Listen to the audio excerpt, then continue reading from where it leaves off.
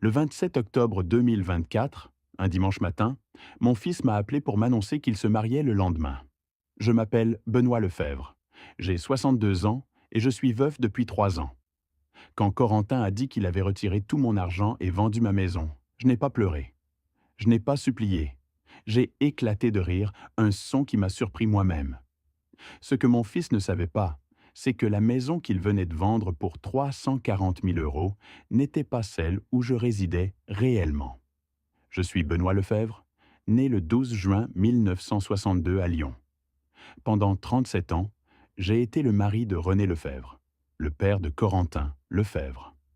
Puis, le 14 février 2001, Renée est décédée dans un accident de voiture sur la N71. Elle avait 49 ans. J'en avais 39. Corentin avait 11 ans. Les gens voient un bibliothécaire discret qui travaille à temps partiel à la médiathèque du Rivage, rangeant les livres et aidant les usagers. Ils voient quelqu'un de doux, peut-être perdu depuis la mort de ma femme. Certainement inoffensif. Ce qu'ils ne voient pas, c'est qu'avant la naissance de Corentin, j'ai passé 12 ans comme assistant juridique chez Henderson Mitchell et associé à Nantes. Je connais les contrats. Je comprends le droit immobilier. Je peux détecter une fraude à des kilomètres, car j'ai contribué à la poursuivre pendant plus d'une décennie. J'ai quitté cette carrière à la naissance de Corentin. Suis devenu père au foyer, puis j'ai pris le poste à la médiathèque quand il est entré au lycée. Mais je n'ai jamais oublié ce que j'avais appris. Je n'ai jamais perdu l'instinct de tout documenter, de tenir des registres méticuleux, de comprendre que la preuve est un pouvoir. 3 mois avant cet appel téléphonique du dimanche, Corentin a commencé à s'intéresser à mes finances. Le 23 juillet, le lendemain de mon anniversaire. Papa, j'ai réfléchi. Tu vis seul maintenant, et je m'inquiète de la façon dont tu gères les factures. Et si tu oubliais de payer quelque chose? Laisse-moi t'aider à mettre en place des paiements automatiques. J'ai 62 ans, Corentin, pas 92. Je sais, mais fais-moi plaisir. Maman aurait voulu que je m'occupe de toi. Cette phrase m'a eu. Alors, j'ai donné à Corentin l'accès à mon compte courant, celui où se trouvaient environ 4 000 euros pour les dépenses mensuelles. Pas mon compte épargne avec 127 000 euros. Juste le compte courant. Merci, papa. Ça m'aide vraiment à moins m'inquiéter. 6 semaines plus tard, le 8 septembre, Corentin a amené sa petite amie dîner. Vanessa Pierce, 29 ans, d'une beauté perçante qui me faisait penser à du verre taillé, tout en angle et en reflet. Nous nous sommes assis dans ma salle à manger au 856 rue des Érables. J'ai servi un rôti de bœuf. Vanessa a picoré sa nourriture, ses yeux verts balayant constamment la pièce. C'est une belle maison, Benoît, a-t-elle dit, sans demander la permission d'utiliser mon prénom. Des maisons comme celle-ci doivent valoir quoi? 500 000 euros? 600? Je ne l'ai pas fait estimer récemment, ai-je répondu, mal à l'aise. Corentin a ri. Vanessa s'intéresse à l'immobilier. Elle regarde toujours la valeur des propriétés. Plus tard, en faisant la vaisselle, j'ai entendu Vanessa au téléphone dans le salon. Ma maison a une bonne acoustique. Oui, il a de l'argent. La maison seule vaut au moins 600 000 euros. Et Corentin dit qu'il a des économies. Il n'a jamais travaillé, donc c'est tout l'argent de l'assurance vie de René. Quand il mourra, tout ira à Corentin de toute façon. J'ai gelé, les mains dans l'eau savonneuse, l'écoutant discuter de ma mort et de mes biens comme si j'étais déjà parti. Corentin a dû entendre aussi. Vanessa, baisse la voix. Désolée, chérie, a-t-elle dit, sans paraître désolée du tout. Une sonnette d'alarme a retenti dans mon esprit, mais je l'ai ignorée. Les jeunes étaient le plus ouverts sur l'argent. Cela ne signifiait pas nécessairement quelque chose de sinistre. 2 semaines plus tard, le 22 septembre, Corentin m'a envoyé un email. Documents importants, veuillez signer. Salut, papa. Je joins quelques formulaires d'assurance et médicaux de routine. Peux-tu les imprimer, les signer et les renvoyer? J'ai ouvert les pièces jointes. 4 PDF, 15 pages chacun. Dense de jargon juridique. Mon entraînement d'assistant juridique s'est déclenché, mais la police était petite, délibérément confuse. Puis je me suis souvenu. J'avais été malade la semaine précédente. Une pneumonie. 4 jours à l'hôpital mémorial de Nantes, du 14 au 18 septembre. La fièvre avait atteint 40,1 degrés Celsius. J'ai appelé Corentin. M'as-tu apporté des papiers à signer à l'hôpital? Une pause. Juste des formulaires d'assurance, papa. Tu les as signés le 16. J'ai fait venir un notaire. Tu ne te souviens pas? Ta fièvre était très élevée. Après avoir raccroché, j'ai essayé de me souvenir du 16 septembre. Des impressions vagues de voix, de tenir un stylo, de signer quelque chose. Mais les souvenirs étaient flous, peu fiables. J'aurais dû engager un avocat à ce moment-là. Mais c'était mon fils. Sûrement, je pouvais lui faire confiance. Ce fut ma première véritable erreur. Le 27 octobre, 7h30. Je me suis assis à ma table de cuisine avec un café et mon ordinateur portable, vérifiant mes comptes. Mon habitude du dimanche matin. La page s'est chargée. Compte courant, 5 327 euros.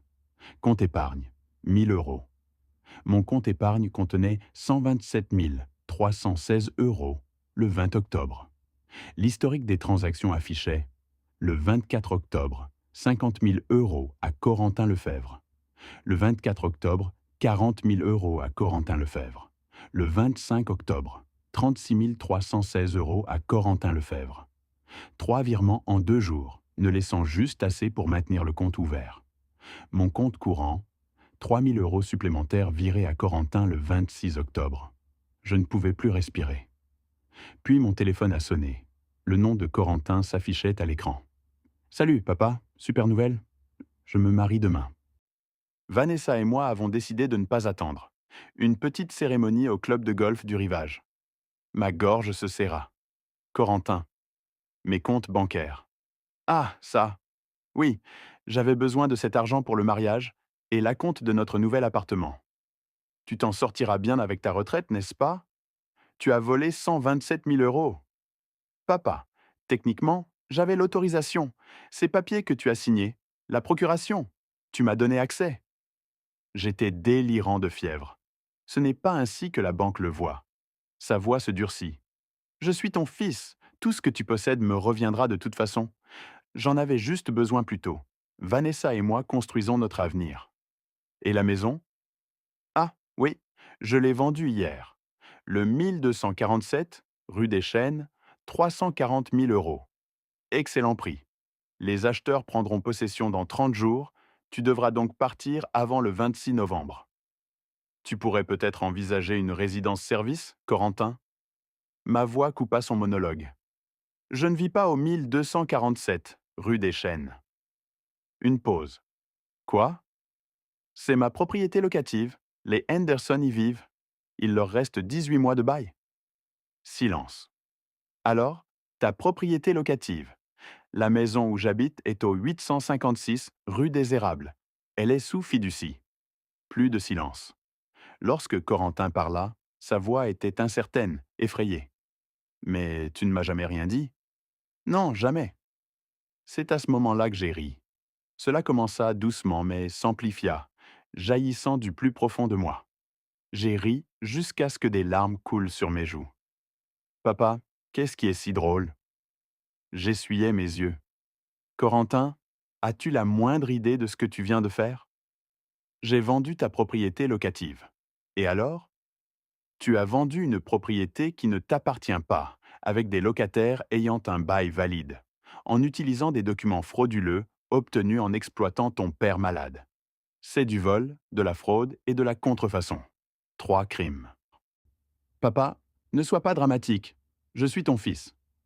Passe un bon mariage, Corentin. Profite-en bien. Ce sera le dernier jour heureux que tu auras avant très longtemps. J'ai raccroché.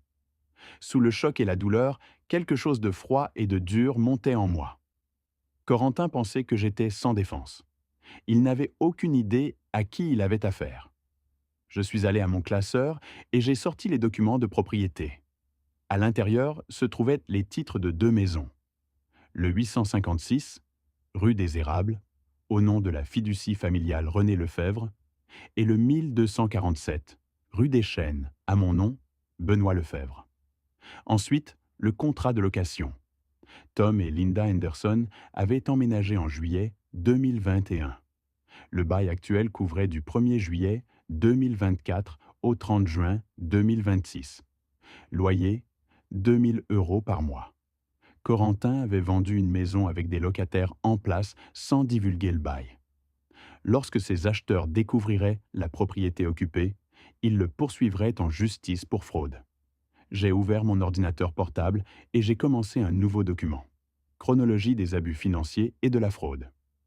Corentin Lefebvre. Puis j'ai commencé à tout documenter. Le lundi 28 octobre au matin, j'avais un plan. À 9 heures, j'ai appelé ma banque. Je dois signaler une fraude.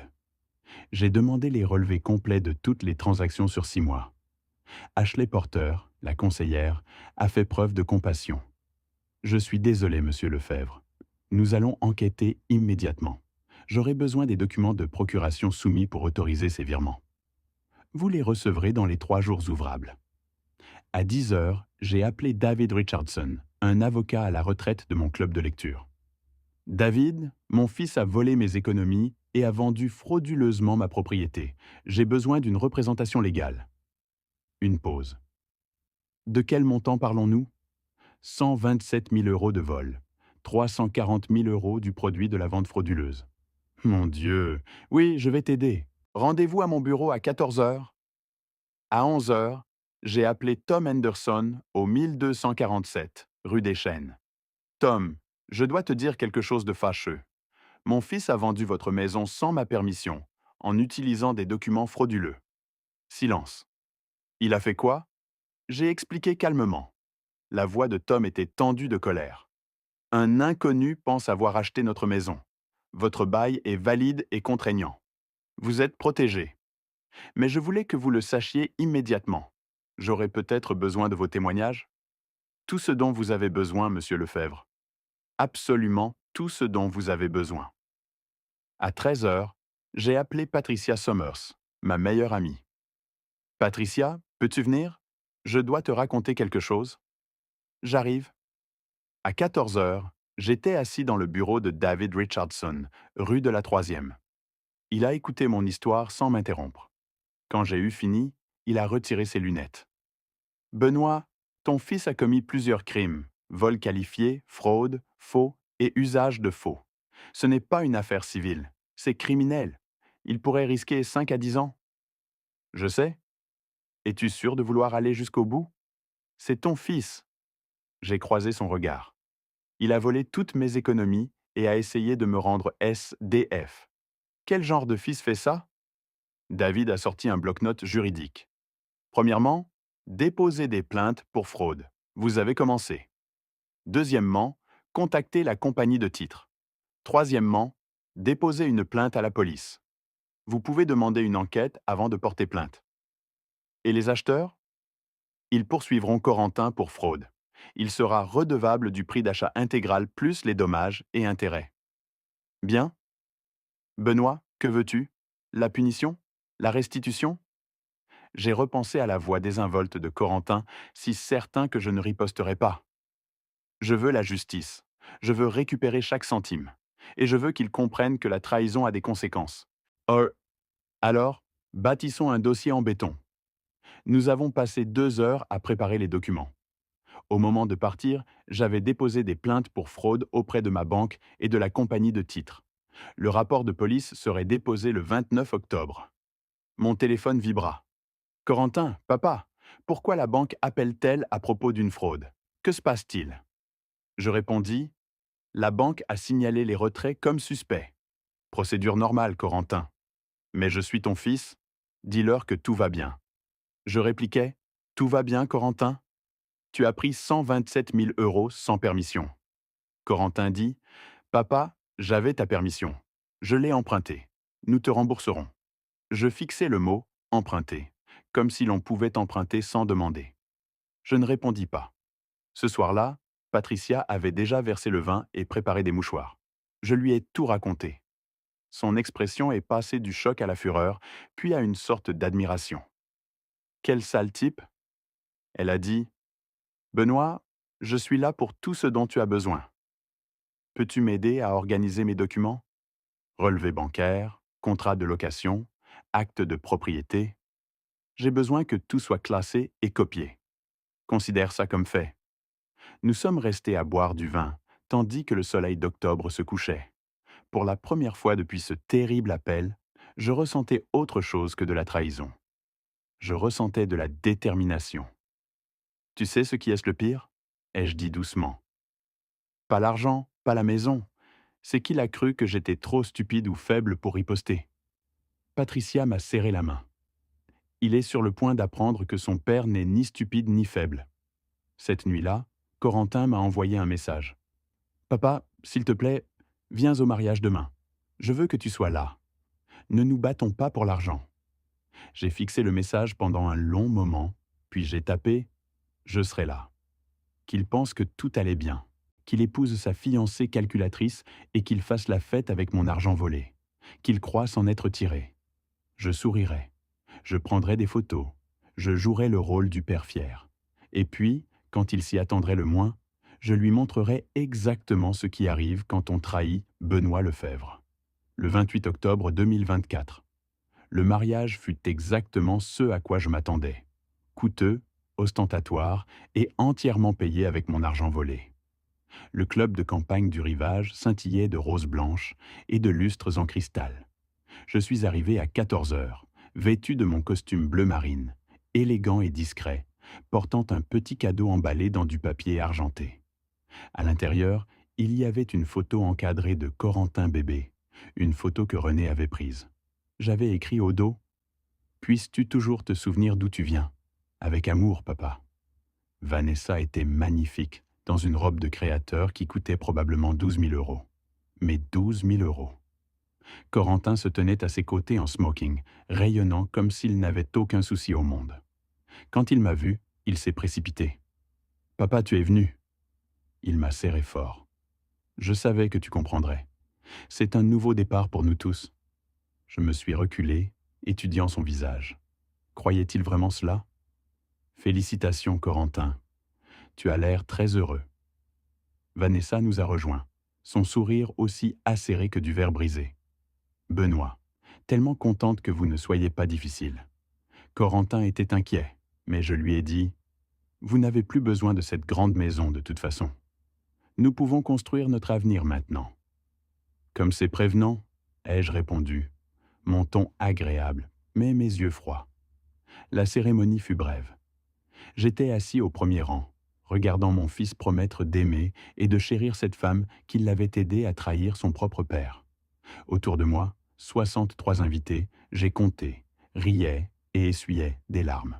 Les parents de Vanessa, Frank et Diane Pierce étaient assis de l'autre côté de l'allée. Diane n'arrêtait pas de me jeter des regards, son expression étrangement coupable.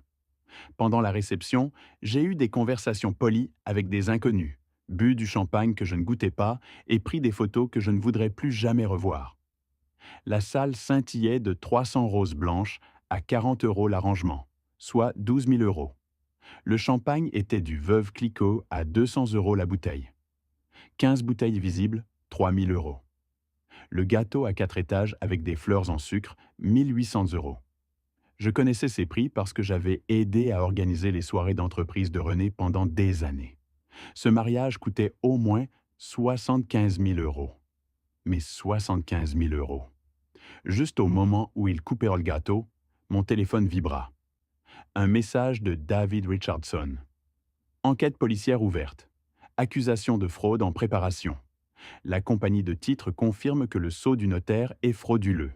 Le notaire était en Californie le 16 septembre, pas à l'hôpital Mémorial de Nantes. Vous le tenez? J'ai regardé Corentin rire avec ses garçons d'honneur, complètement inconscients. Pas encore, ai-je pensé. Qu'il savoure ce moment. Ce serait le dernier heureux avant très longtemps. Le 31 octobre, Halloween. Comme c'était approprié.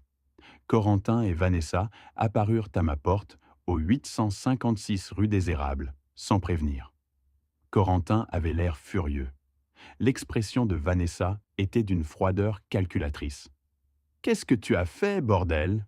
exigea Corentin, me poussant pour entrer dans mon salon. La compagnie de titres a gelé l'argent de la vente de la maison. Ils disent que la procuration a été falsifiée. Ils menacent de poursuites pénales.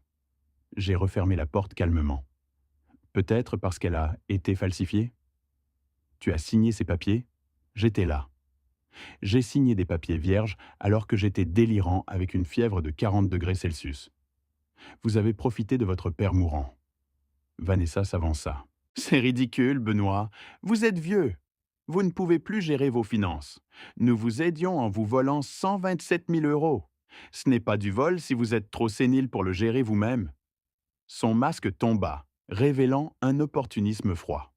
Corentin est votre fils. Tout ce que vous possédez lui reviendra de toute façon un jour. Nous en avions juste besoin maintenant. Je gardai ma voix ferme. Alors, c'était ça votre plan? Trouver un homme dont le parent était aisé, le manipuler pour qu'il me vole, puis bâtir votre vie sur mon argent. Le visage de Corentin s'empourpra. Ne parle pas de Vanessa comme ça, elle m'aime. Elle aime votre héritage, corrigeai-je, ou ce qu'elle croyait être votre héritage. Vanessa eut un rire rauque et désagréable. Vous vous croyez si malin? Laissez tomber ces accusations, ou nous ferons de votre vie un enfer. Nous dirons à tout le monde que vous souffrez de démence. Nous vous ferons déclarer incapable. Nous vous enverrons en maison de retraite. Est-ce une menace? C'est une promesse, dit Corentin, la voix basse. Papa, j'essaie d'être gentil là. Dites juste à la banque et à la compagnie de titres que vous avez fait une erreur. Dites-leur que vous avez tout autorisé. Et si je ne le fais pas? Corentin s'approcha, me surplombant. Alors vous découvrirez à quel point votre vie peut devenir difficile. Nous avons des avocats, nous aussi. Nous vous tiendrons en justice pendant des années. Nous siphonnerons tout l'argent qu'il vous reste. Nous ferons en sorte que tout le monde sache que vous êtes un vieil homme confus qui ne se souvient plus de ce qu'il a signé. Un instant, je ressentis une peur véritable. Non pas de leurs menaces, j'avais des preuves de mon côté, mais de ce qu'était devenu mon fils. Cet homme en colère et menaçant était un étranger. Mais je n'avais pas survécu 37 ans seul en étant faible. Sortez de ma maison, dis-je, ma voix dure comme l'acier. Tous les deux, maintenant. Papa, sortez. Vous avez 5 secondes. 1, 2. Ils partirent. Vanessa crachant des insultes, le visage de Corentin tordu de rage. Alors que leur voiture s'éloignait, je m'assis lourdement, les mains tremblantes. Le masque était tombé. Je savais maintenant exactement à qui j'avais affaire. J'appelai David Richardson. Déposez la plainte, poursuivez-les avec toutes les charges. Je veux qu'ils soient poursuivis dans toute la rigueur de la loi. Vous êtes sûr? Entièrement. La semaine suivante passa vite. Le détective James Morrison, 45 ans, recueillit ma déposition le 2 novembre. Il fut minutieux, professionnel, et de plus en plus perturbé par ce qu'il entendait. « Monsieur Lefebvre, dit-il, j'ai vu beaucoup de cas d'abus financiers envers les personnes âgées. Celui-ci est l'un des plus calculés que j'ai rencontrés. La caisse de crédit fournit ses conclusions le 4 novembre. Les documents de la procuration montraient de multiples irrégularités. Le sceau du notaire appartenait à Margaret Phillips, dont la licence avait expiré le 30 août 2024. Margaret Phillips se trouvait à Sacramento, en Californie, le 16 septembre. Ses relevés de carte de crédit le prouvaient. Ma signature semblait tremblante, incohérente avec mon écriture habituelle. Les documents étaient datés du 16 septembre, mais n'avaient été déposés à la banque que le 22 septembre. William Bradford, PDG de la Pinnacle Title Company, appela le 5 novembre. « Monsieur Lefebvre, je vous dois des excuses. Nous n'avons pas réussi à détecter ces irrégularités. Nous avons gelé tous les fonds provenant de la vente, 340 000 euros. Monsieur Corentin Lefebvre ne verra pas un centime. Et les acheteurs? La famille Martinez? Ils sont dévastés. Ils poursuivent votre fils pour fraude, rupture de contrat et détresse émotionnelle. Ils ont mis toutes leurs économies dans cet acompte. La culpabilité me tordit les entrailles. Pouvez-vous me donner leurs coordonnées? J'aimerais leur parler. Je vais demander à mon assistant de vous les envoyer. Cet après-midi-là, j'appelai Rosa Martinez. Elle répondit, la voix prudente. « Monsieur Lefebvre?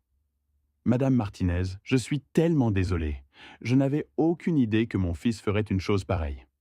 Votre famille est innocente dans toute cette affaire. » La voix de Rosa se brisa. « Nous avons 3 enfants, monsieur Lefebvre. Nous avons économisé pendant 12 ans pour acheter cette maison. Nous pensions, nous pensions enfin avoir la maison de nos rêves. Je vous promets que votre bail sera honoré. Les Henderson déménageront à la fin de leur bail en juin 2026. Après cela, si vous voulez toujours la maison, je vous la vendrai au prix que vous avez payé, 340 000 euros. Un silence, puis de légers sanglots. Merci. Merci beaucoup. Patricia vint ce soir-là avec du vin et son soutien. Nous organisâmes mes documents en 3 jeux complets. Un pour David, un pour la police, un pour moi. Benoît, comment tu tiens le coup demanda-t-elle.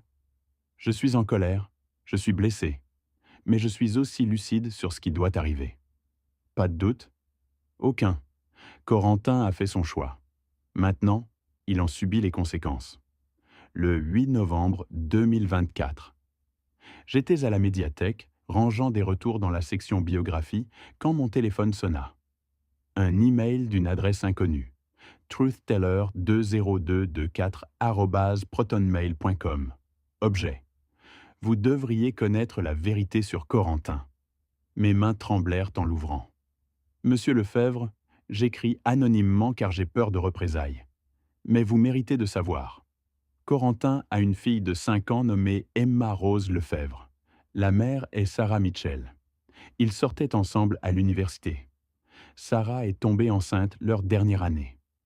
Corentin lui a dit d'avorter. Quand elle a refusé, il l'a abandonnée. Sarah a poursuivi Corentin en justice pour pension alimentaire il y a 2 ans. Le tribunal a ordonné à Corentin de payer 1 500 euros par mois plus 80 000 euros de pension arriérée. Vanessa n'est pas au courant pour Emma. Corentin a secrètement pris de l'argent de vous pour payer Sarah et la faire disparaître. Emma mérite mieux. Vous aussi, un ami inquiet? Je restais figé dans le rayon biographie, entouré par les récits de vie d'étrangers, tandis que le secret de mon fils explosait entre mes mains. Une petite fille. J'avais une petite fille. Mes doigts tremblants cherchèrent sur Facebook. Sarah Mitchell, Nantes, France. Son profil était partiellement public. La photo la plus récente avait été postée il y a 3 jours. Une petite fille aux boucles sombres et au sourire exact de Corentin, vêtue d'une robe violette, soufflait 5 bougies sur un gâteau d'anniversaire. La légende disait « Joyeux 5e anniversaire à mon Emma Rose. Tu es tout mon monde, même si ton père refuse d'admettre ton existence. » Je sentis mes genoux flageoler. Patricia me trouva 20 minutes plus tard, assis par terre entre les étagères, mon téléphone à la main, les larmes coulant sur mon visage. « Benoît, qu'est-ce qui s'est passé ?» Je lui montrai l'email, les photos. « Oh mon Dieu !» murmura Patricia. « Tu as une petite fille ?» Le 10 novembre, je partis en voiture pour Nantes avec Patricia. Sarah Mitchell vivait dans un petit immeuble d'appartements, avenue des Tisserands, appartement 2C. Je frappais à 14 heures, comme nous l'avions convenu par téléphone. Sarah ouvrit la porte. 33 ans, les yeux fatigués, mais le visage bienveillant. « Monsieur Lefebvre, je vous en prie, entrez. » L'appartement était minuscule, mais impeccablement propre. Des dessins d'enfants couvraient le réfrigérateur. Une petite étagère contenait des albums illustrés et des livres de poche usés. « Merci d'avoir accepté de me voir, » dis-je. « Je n'ai jamais voulu détruire Corentin, » dit Sarah doucement. « Je voulais juste de l'aide pour élever Emma. Elle me parle de son père tous les jours. Où est-elle maintenant? À la maternelle. Elle rentre à 15h30. Sarah versa du café, les mains tremblantes. « Monsieur Lefebvre, il faut que vous sachiez. J'ai aimé Corentin autrefois. Il était charmant, ambitieux, gentil, ou du moins, je le pensais. Quand je suis tombée enceinte, il a changé du jour au lendemain. Il m'a dit que je lui gâchais la vie. Il m'a offert 10 000 euros pour régler le problème. Je suis tellement désolé. Quand j'ai gardé Emma, il a disparu, a bloqué mon numéro, a changé de travail pour que je ne puisse plus le trouver. J'ai lutté seul pendant 3 ans avant de finalement prendre un avocat et d'intenter une action en justice pour obtenir une pension alimentaire. Les 80 000 euros? Sarah hocha la tête. 3 ans de pension arriérée plus les frais juridiques. Le tribunal l'a ordonné. Corentin a payé 50 000 euros l'année dernière. Je pense que c'est à ce moment-là qu'il a commencé à vous voler. Puis, soudainement, il y a 2 mois, il a payé les 30 000 € restants. J'ai cru qu'il avait enfin mûri. Elle rit amèrement. Je n'avais aucune idée qu'il utilisait l'argent de son père. À 15h45, nous entendîmes de petits pas dans l'escalier. La porte s'ouvrit en grand. Maman! Emma Rose Lefèvre était magnifique. Des cheveux bouclés et sombres comme ceux de Sarah, mais les yeux bruns de Corentin, le sourire de Corentin, le nez de René. Elle portait un sac à dos rose couvert d'autocollants de licorne. Elle s'arrêta en voyant des étrangers dans son salon. Qui sont-ils? Sarah s'agenouilla. Emma, voici Monsieur Lefèvre. C'est ton... c'est ton grand-père, le père de ton papa. Les yeux d'Emma s'écarquillèrent. Le papa de mon papa. Je ne pouvais pas parler. Je me contentais de hocher la tête. Emma s'approcha prudemment. Maman dit que mon papa vit loin. Vous savez où il est? Oui, ma puce, je sais où il est. Est-ce qu'il pense à moi parfois? Mon cœur se brisa. Je pense qu'il pense à toi tout le temps. C'est juste, il a fait des erreurs d'adulte. Emma étudia mon visage avec ses yeux sérieux de 5 ans. Maman dit que tout le monde fait des erreurs. Elle dit que l'important, c'est de dire pardon et d'essayer de s'améliorer. Ta mère est très sage. Emma sourit soudainement. Le sourire de Corentin et mon cœur se brisa de nouveau. Vous voulez voir mes dessins? Je suis très doué pour les chats. Le 15 novembre 2024. Audience préliminaire au tribunal de grande instance de Nantes. Corentin comparut avec son avocat, James Sullivan, un avocat de la défense tiré à 4 épingles, spécialisé dans les délits en col blanc. J'arrivais avec David Richardson. L'inspecteur Morrison était là. Sarah Mitchell était assise au dernier rang, Emma étant chez sa grand-mère pour la journée. Corentine avait l'air terrible. Des cernes sous les yeux, son costume froissé, les mains tremblantes. Quand ses yeux rencontrèrent les miens, je vis une peur sincère. La juge Hélène Pritchard, 62 ans, présidait. Elle examina les preuves présentées par David. Relevé bancaire, document de procuration frauduleux, conclusion de la société immobilière, rapport de l'inspecteur. Monsieur Lefèvre, dit la juge Pritchard, les preuves ici sont accablantes. Le ministère public est prêt à déposer des accusations formelles de vol qualifié, de fraude et de faux et usage de faux. Comprenez-vous la gravité de ces allégations? Oui, madame la juge, murmura Corentin. Avant de poursuivre, quelqu'un souhaite-t-il faire une déclaration? Je me levai. Madame la juge, puis-je parler? Procédez, monsieur Lefèvre. Je regardais directement Corentin. Corentin, avant que ça n'aille plus loin, parle-moi d'Emma. Le visage de Corentin devint blanc comme neige. Vanessa, assise derrière lui, parut confuse. Emma? Qui est Emma? Corentin? Dis-je doucement. Dis-leur qui est ta fille. Le silence tomba dans la salle d'audience. L'avocat de Corentin se pencha, murmurant d'urgence. Corentin secoua la tête, des larmes coulant soudain sur son visage. Madame la juge, dit Corentin, la voix brisée, je dois faire une déclaration. La juge Pritchard parut surprise. Allez-y, monsieur Lefèvre. Corentin se leva, tremblant. Corentin parla, sa voix toujours tremblante. J'ai une fille de 5 ans, Emma Rose. Sa mère s'appelle Sarah Mitchell. Je les ai abandonnés quand Sarah était enceinte. J'ai fait comme si elle n'existait pas parce que j'avais honte.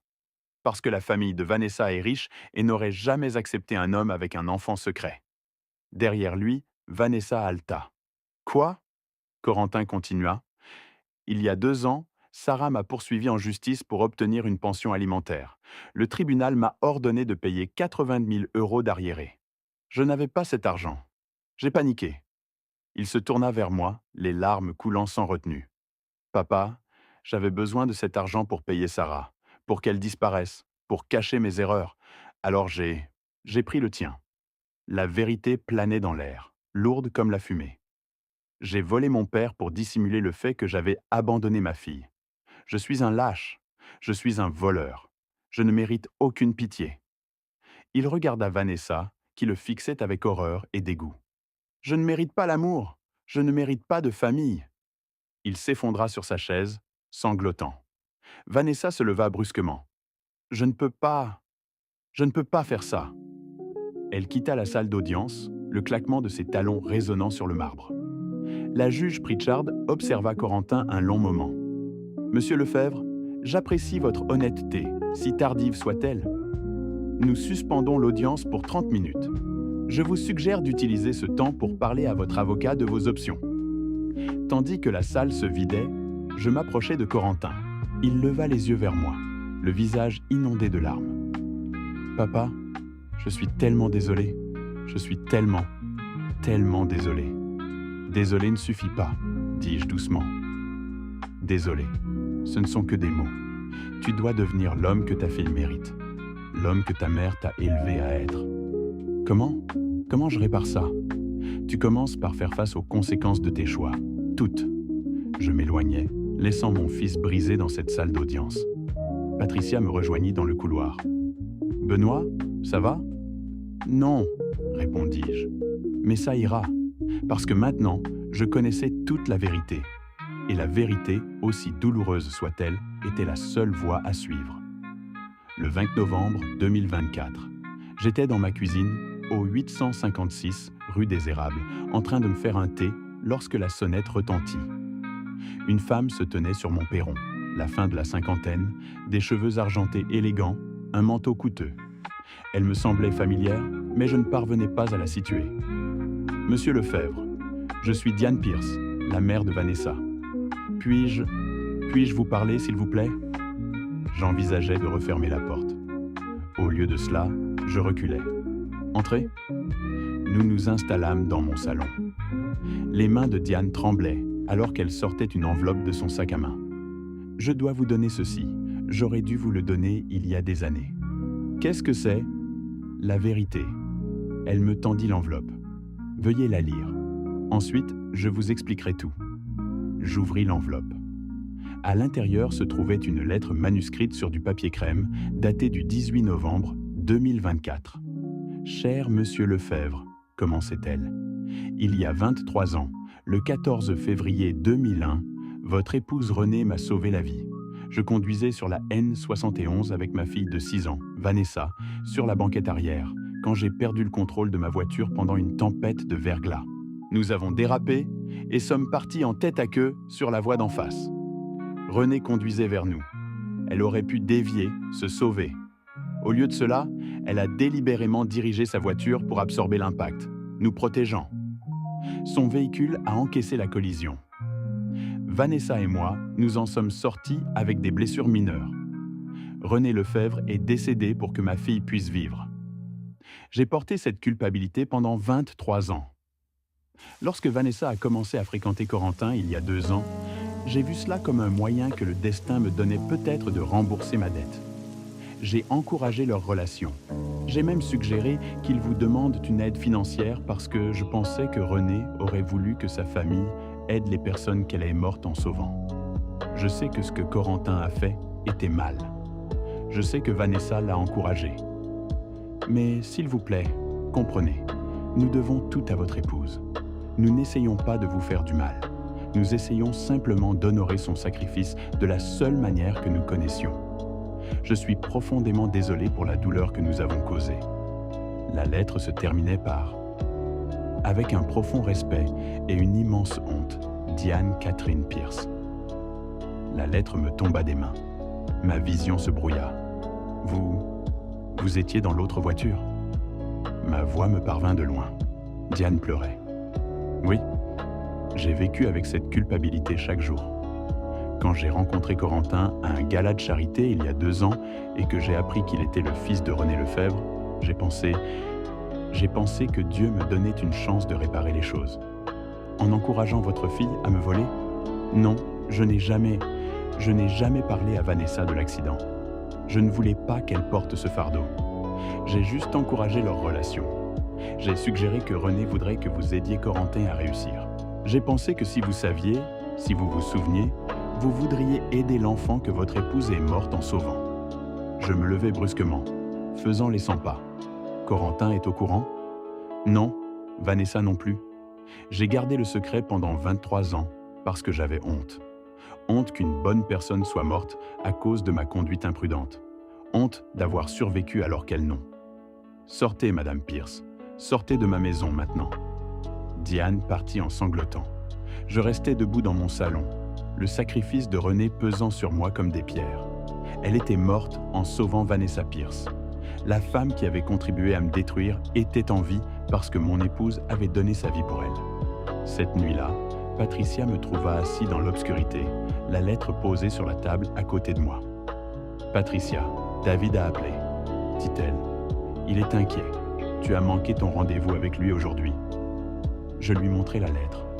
Patricia la lut 2 fois, puis s'assit lourdement. « Oh mon Dieu, Renée est morte en la sauvant. » « Patricia, elle est morte en sauvant la femme qui a aidé Corentin à me voler. Qu'est-ce que je fais de ça? Le sacrifice de René n'efface pas ce qu'ils ont fait.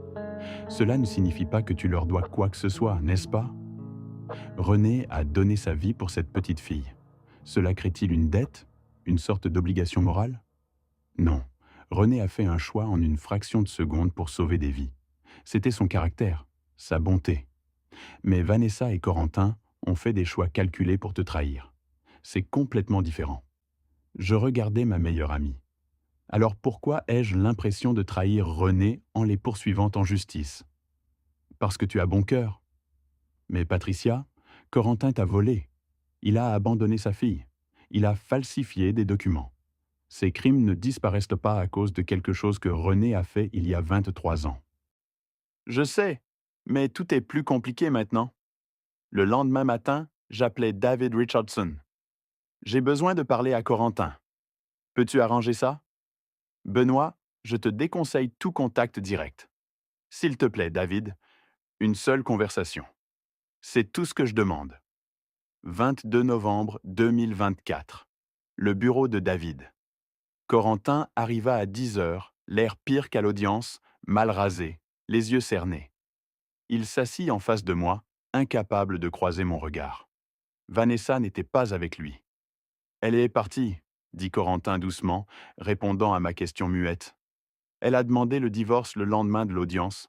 Ses parents l'aident pour l'annulation, puisque nous n'étions mariés que depuis 3 semaines. » Il rit amèrement. « Je suis désolé. » « Vraiment ? J'ai tout détruit. Mon mariage, ma carrière, ma relation avec toi. J'ai fait du mal à Sarah. J'ai abandonné Emma. Je suis un monstre, papa. Tu as fait de terribles choix, corrigeai-je. Cela ne te rend pas irrécupérable. Corentin leva enfin les yeux. Pourquoi as-tu voulu me voir? Je sortis la lettre de Diane. Parce que j'ai appris quelque chose qui change tout. Je lui tendis la lettre. Il la lut lentement, son visage pâlissant. Maman est morte en sauvant Vanessa. Oui, je ne savais pas. Je le jure, papa, je ne savais pas. Ni Vanessa. Diane a gardé le secret. Corentin se prit la tête dans les mains. Cela rend les choses tellement pires. Maman était une héroïne et moi, je suis tout l'opposé de ce qu'elle était. Corentin, j'ai besoin de te demander quelque chose et j'ai besoin d'une honnêteté totale. Pourquoi as-tu vraiment fait ça? Pas les raisons superficielles, la vraie vérité.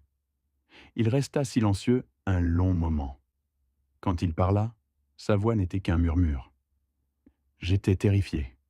Terrifié que si quelqu'un découvrait l'existence d'Emma, toute ma vie si soigneusement construite s'effondre. La famille de Vanessa a de l'argent, des relations. Il s'attendait à ce que je réussisse, que je sois parfait, un homme avec un enfant secret qu'il a abandonné. Ce n'est pas parfait. C'est honteux. Alors tu as volé ton père pour maintenir un mensonge. Oui, et chaque choix a mené à un autre, pire encore. Les mensonges se sont accumulés. Le désespoir a grandi jusqu'à ce que je me persuade que je méritais ton argent parce que tu n'en avais pas autant besoin que moi. C'est à ce point, ma pensée était tordue. J'étudiais mon fils. Brisé, honteux, il disait enfin la vérité. Corentin, demain, c'est la veille d'une fête familiale. Après cela, nous avons le procès. Le procureur réclame 5 à 7 ans de prison. David dit qu'il peut probablement négocier pour 3 ans de prison avec mise à l'épreuve. Qu'est-ce que tu veux? Ce que je veux n'a pas d'importance. Ça a de l'importance pour moi, et ça a de l'importance pour Emma. Les yeux de Corentin s'emplirent de larmes au nom de sa fille. Je veux être le père qu'Emma mérite, mais je ne sais pas si c'est encore possible. C'est possible, mais cela demande un vrai changement, Corentin. Pas seulement des mots, pas seulement des excuses, une vraie responsabilité et une transformation. Vas-tu... vas-tu abandonner les charges? Non, mais je parlerai au procureur d'un autre type de justice. Une qui te donnera une chance de devenir l'homme que ta mère était. L'homme qui sauve les gens au lieu de leur faire du mal. 10 décembre 2024. Tribunal de grande instance de Lyon. La juge Helen Pritchard présidait. La salle d'audience était bondée. Corentin était assis avec James Sullivan. David Richardson était assis à côté de moi. Au dernier rang, Sarah Mitchell tenait la main d'Emma.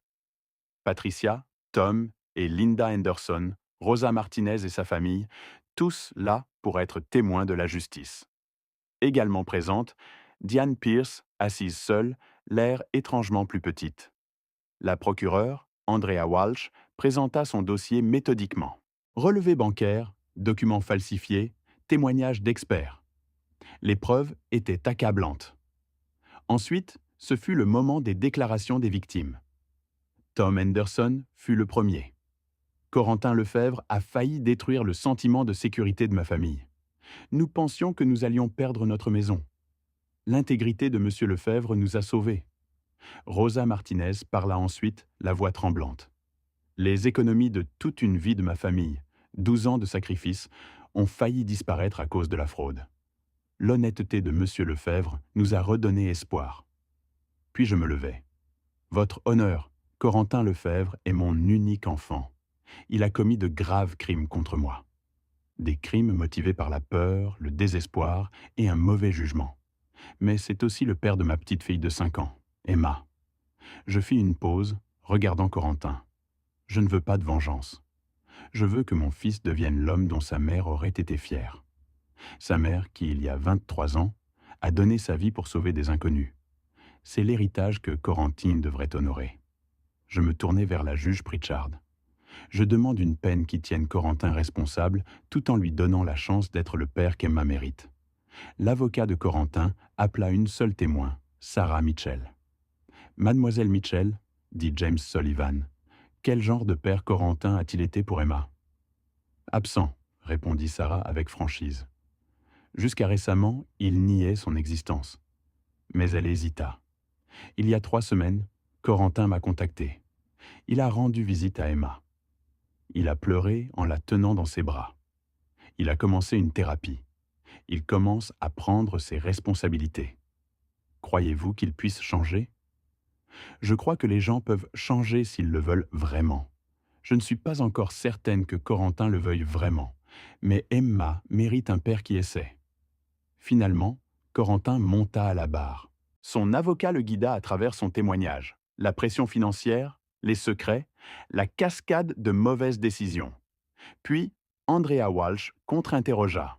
« Monsieur Lefebvre, vous avez témoigné que vous ressentiez de la pression de la part de la famille de Vanessa, mais vous avez choisi de voler, n'est-ce pas? Oui, vous avez choisi de falsifier des documents. Oui, vous avez choisi d'abandonner votre fille pendant 5 ans. » La voix de Corentin se brisa. Oui, j'ai fait ces choix. Personne ne m'y a forcé. J'étais un lâche qui a fait passer son image avant tout, avant mon père, avant ma fille, avant la simple décence humaine. Pourquoi ce tribunal devrait-il vous accorder sa clémence? Il ne le devrait pas. Je ne mérite pas de clémence. Mais Emma mérite un père qui puisse la soutenir, même si ce père est profondément imparfait. C'est tout ce que je demande. Une chance d'être présent pour ma fille, tout en payant pour mes crimes. La salle d'audience était silencieuse. La juge Pritchard ordonna une suspension de 30 minutes avant le prononcé de la sentence. Lorsque l'audience reprit, la juge Pritchard affichait une expression sévère. « Monsieur Lefebvre, j'ai présidé des centaines d'affaires de fraude. La vôtre est particulièrement troublante parce que vous avez exploité la personne qui vous aimait le plus, votre propre père. Vous avez falsifié des documents. Vous avez abandonné votre enfant. Vous n'avez montré aucun remords avant d'être pris. » Corentin se leva, des larmes coulant sur son visage. Cependant, poursuivit la juge Pritchard, je vois aussi un remords sincère maintenant. Je vois un homme qui commence à prendre ses responsabilités. Je vois un enfant qui a besoin de son père. La justice doit être rendue, mais la justice peut aussi permettre la rédemption. Elle fit une pause. Corentin Robert Lefebvre, vous êtes par la présente reconnu coupable de vol qualifié, de fraude et de faux en écriture. Je vous condamne à 18 mois d'emprisonnement à la maison d'arrêt, suivi de 5 ans de mise à l'épreuve avec sursis. De plus, vous devrez verser une restitution intégrale à votre père, soit 127 000 € plus les intérêts à payer sur 10 ans. Vous devrez également établir un accord de garde légal avec Sarah Mitchell et suivre une thérapie obligatoire. Corentin s'effondra sur sa chaise, sanglotant de soulagement. 18 mois, pas 5 ans. La maison d'arrêt, pas la prison d'État. Une chance. La juge Pritchard n'avait pas terminé. Monsieur Lefebvre, je vous donne une opportunité que votre mère n'a jamais eue. Une seconde chance dans la vie. Ne la gâchez pas. L'audience fut levée. J'étais dans mon jardin, au 856 rue des Érables, en train de planter des roses. C'était un samedi matin, doux et lumineux. Patricia était à l'intérieur, préparant de la limonade. Une voiture s'arrêta. Corentin en sortit, suivi d'une petite fille aux boucles sombres qui courut aussitôt vers moi. « Papy !» Emma se jeta dans mes bras, sentant le shampoing à la fraise. Je la serrai fort, ce miracle que j'avais failli ne jamais connaître. « Je t'ai fait un dessin à l'école, » dit Emma, sortant un dessin au crayon de 3 figures se tenant la main. « Ça, c'est toi, ça, c'est moi, et ça, c'est papa. C'est magnifique, mon cœur. » Corentin s'approcha lentement. Il avait l'air différent, plus mince, plus âgé, mais en meilleure santé d'une certaine manière. Le regard clair, sobre, comme il ne l'avait jamais été. « Salut, papa. »« Corentin, comment vas-tu » 93 jours de sobriété, 42 jours sortis de maison d'arrêt, je commence mon nouveau travail de comptable lundi. Pas dans la finance, mais un travail honnête. Sarah et moi avons la garde partagée maintenant. Je vois Emma tous les week-ends. Il marqua une pause. Je te rembourse 1200 € par mois pendant les 8 prochaines années. C'est sur ton compte. J'ai vu. Merci, papa. Je sais que je ne pourrai jamais entièrement réparer ça, mais j'essaie. Chaque jour, j'essaie d'être l'homme qu'était maman. Je regardais mon fils, cet homme imparfait et brisé qui, enfin, devenait lentement quelqu'un de meilleur. Ta mère serait fière que tu essaies. C'est ce qui compte. Emma me tira la main. Papy, on peut planter des fleurs ensemble ? Bien sûr, ma puce. Nous nous agenouillâmes dans la terre ensemble, 3 générations, plantant des roses tandis que Patricia apportait limonade et biscuits. Plus tard cet après-midi-là, après le départ de Corentin et Emma, je m'assis sur ma véranda avec Patricia, regardant le coucher de soleil. « Des regrets ?» demanda Patricia. J'ai pensé à tout. La trahison, la douleur, le long chemin vers cette paix fragile. Non, j'ai choisi la justice plutôt que la vengeance. J'avais choisi la responsabilisation plutôt que la complaisance.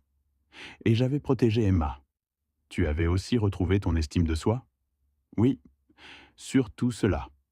Le jour de Thanksgiving, ma cuisine au 856, rue des Érables, était pleine de voix et de rires. Tom et Linda Henderson et leur fille adolescente, Rosa Martinez et ses 3 enfants. Elle avait acheté le 1247, rue du Chêne, en juillet, après le départ des Henderson, comme je l'avais promis. Patricia et son mari Michael, David Richardson et sa femme, Sarah Mitchell et Emma. Corentin, sobre depuis 16 mois, dressait la table. Et dans un coin, l'air incertaine, Diane Pierce. Je l'avais invitée la semaine dernière. Il m'avait fallu tout ce temps pour lui pardonner, pour comprendre qu'elle portait son propre fardeau de culpabilité depuis 23 ans. « Merci de m'avoir incluse », dit doucement Diane. « Je ne mérite pas... » « Nous méritons tous une seconde chance, » l'interrompis-je. « C'est ce que j'ai appris. René a donné sa vie pour la tienne. Le moins que je puisse faire, c'est de partager un repas avec toi. » Des larmes coulant sur son visage. Elle était une héroïne. Oui, elle l'était. Et maintenant, c'est à nous de vivre d'une manière qui honore son sacrifice. Avant le dîner, je me suis tenu au bout de la table. Tout le monde se tut. J'ai 64 ans maintenant, commençai-je. Il y a 2 ans, je pensais avoir tout perdu. Mon argent, ma sécurité, mon fils. Mais ce que j'avais vraiment perdu, c'était mes illusions. J'ai appris qu'un amour sans limite n'est pas de l'amour, c'est de la complaisance. J'ai appris que la famille ne signifie pas accepter les abus. Et j'ai appris que la plus grande victoire n'est pas la vengeance, c'est la reconstruction. J'ai regardé autour de la table les visages marqués par la trahison, mais guérissant grâce à la vérité. Des relations brisées, mais qui se réparaient grâce à la responsabilisation. René avait l'habitude de dire que la mesure d'une vie n'est pas ce que l'on accumule, mais ce que l'on donne et qui l'on sauve. Elle a sauvé Diane et Vanessa. Aujourd'hui, j'espère avoir contribué à sauver Corentin de lui-même. Et ce faisant, j'ai sauvé la chose la plus précieuse, ma relation avec ma petite fille. Emma me sourit, le visage barbouillé de sauce au canneberge. Alors aujourd'hui, je suis reconnaissant non pas pour le chemin facile, mais pour le difficile qui m'a appris qui je suis vraiment. Je suis reconnaissant pour les amis qui m'ont soutenu. Je suis reconnaissant pour la justice qui a permis la miséricorde. Et je suis reconnaissant qu'à 64 ans, je suis plus fort que je ne l'ai jamais été. À papy Benoît, cria Emma, levant sa tasse de jus. Tout le monde leva son verre. À Benoît. Plus tard, après le départ de tout le monde, je me suis assis seul dans mon jardin alors que l'obscurité de novembre tombait. Derrière moi, la maison brillait d'une lumière chaleureuse. À l'intérieur, Patricia m'aidait à nettoyer. Corentin avait promis de revenir le lendemain pour aider à préparer le jardin pour l'hiver. Mon téléphone vibra. Un message de Corentin. « Merci de ne pas avoir abandonné avec moi, papa. Je t'aime. » Je lui répondis. « Je n'ai jamais abandonné avec toi. J'ai abandonné la complaisance. Il y a une différence. Je t'aime aussi. » Je levai les yeux vers les étoiles, pensant à Renée, me demandant si elle pouvait voir ce que son sacrifice avait créé. Non seulement la vie de l'enfant qu'elle avait sauvé, mais cette famille complexe, compliquée, magnifique, qui avait surgi des cendres de la trahison. « J'ai fait de mon mieux, Renée, » murmurai-je au ciel nocturne. « Avec tout ce que tu m'as laissé, l'argent, la maison, la force, j'ai fait de mon mieux pour être digne de ton sacrifice. » Les étoiles ne répondirent pas, mais au plus profond de moi, je ressentais la paix, parce qu'à 64 ans, j'avais appris la leçon la plus importante de toutes. L'amour véritable signifie tenir les gens pour responsables. La vraie famille signifie honorer la vérité avant le confort. Et la vraie victoire n'est pas de détruire ses ennemis, c'est de les sauver d'eux-mêmes, même quand ils ne le méritent pas. Surtout quand ils ne le méritent pas. C'est ce que font les héros. Et peut-être, juste peut-être, c'est ce que le veuf de René avait finalement appris à faire aussi.